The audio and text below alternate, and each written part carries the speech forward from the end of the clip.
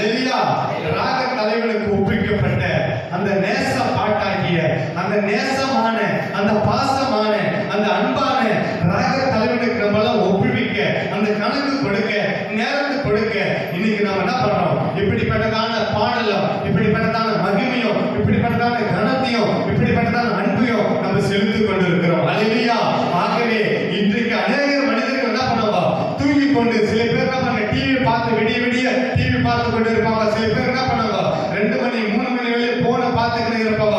ஆனாலும் இந்த 1 மணி நேரமாவது விழித்திருக்க மாட்டியான்னு சொல்லிட்டு ஒவ்வொரு மனிதனும் கர்த்தர் கூர்ந்து கவனித்துக் கொண்டிருக்கிறார். ஆனா இந்த திருச்சபை மக்களாக நீங்க கூடி வந்திருக்கிறோம், நம்ம கூடி வந்திருக்கிறோம்க்கா.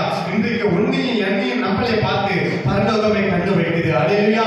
என் பிள்ளைகளுக்கு நேரத்தை கொடுக்கிறாங்களே, என் மகளுக்கு நேரத்தை கொடுக்கிறாங்களே, இந்த அன்பை நினைச்சு இந்த விசுவாசத்தை நினைச்சு இந்த நேரத்தை வச்சு கர்த்தர் உன்னையும் என்ன பண்ணுவாரு? ஆசீர்வதிக்கிறார், வல்லவராய் இருக்கிறார். அல்லேலூயா. அப்ப இயேசுவுக்கு நேரத்தை கொடுத்திருக்கிற நீங்க உங்களை வந்து கர்த்தர் என்ன பண்ண மாட்டாரா? வெறுமையா அனுப்ப மாட்டாரா? அல்லேலூயா. அப்ப என்ன பண்ண போறாரா அப்படின்னாக்கா வேதம் சொல்லப்பட்டிருக்கிறது சங்கீதங்களின் புத்தகத்துல 132ஆம் அதிகாரத்துல 17-18 வாசிக்க கேட்கலாம். சங்கீதங்களின் புத்தகத்துல 132ல 17-18 வாசிக்க கேட்கலாம். கவனிங்க. அங்கே தாவீதுக்காக ஒரு கொம்பை முளைக்க பண்ணுவேன். நான் அபிஷேகம் பண்ணிவிட்டவனுக்காக ஒரு விளக்கை ஆயத்தம் பண்ணினேன். நல்லா கவனிங்க. அங்கே தாவீதுக்காக ஒரு கொம்பை முளைக்க பண்ணுவேன் அப்படின்னாக்கா இங்க வந்திருக்கிற உங்களுக்கு சொல்றாரு, இங்கே சுந்தரராஜாகி எனக்கு ஒரு கொம்பை கர்த்தர் முளைக்க பண்ணியிருக்கிறார். அப்ப நீங்க எல்லாம் என்ன பண்ணுங்க?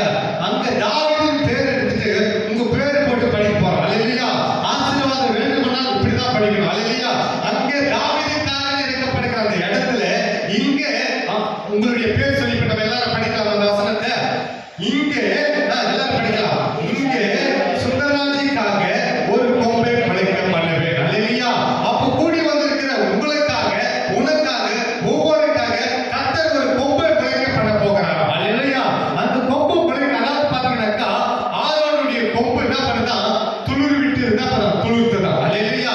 அந்த ஆரோனுடைய கொம்பு துளிர்க்கப்பட்டது போல இன்றைக்கு நம்ம ஒவ்வொருடைய கொம்பு ஒவ்வொருடைய மனிதனுடைய வாழ்க்கை கர்த்தர் என்ன பண்ணி போறாரா?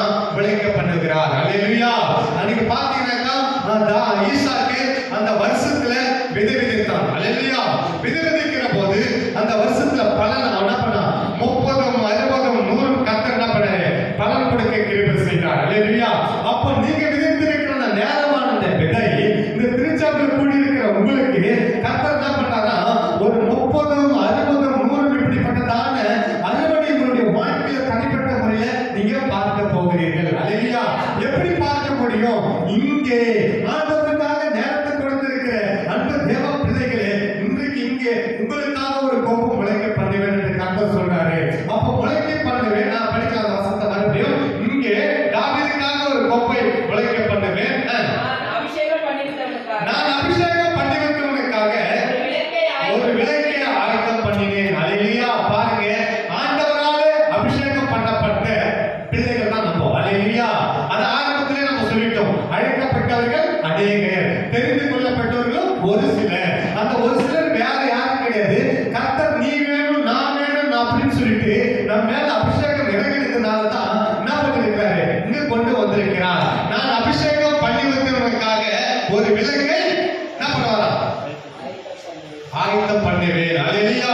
ஒரு விளக்கு ஆயத்தம் பண்ணுவேன் அப்படின்னாக்கா ஒரு வெளிச்சத்தை கர்த்தர் உங்களுக்காக வைத்திருக்கிறார். அல்லேலூயா.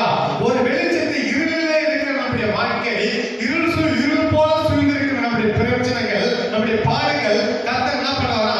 ஒரு வெளிச்சத்தை ஆயத்தம் பண்ணி வைத்திருக்கிறார். அல்லேலூயா. அல்லேலூயா. அந்த வெளிச்சமானது அதாவது பாத்தீங்கன்னாக்கா மத்திய புத்தகத்தை 5ஆம் அதிகாரத்தை நம்ம பார்க்கிற போது இருளிலே இருக்கிற ஜனங்கள் என்ன பண்ணாங்களா? பெரிய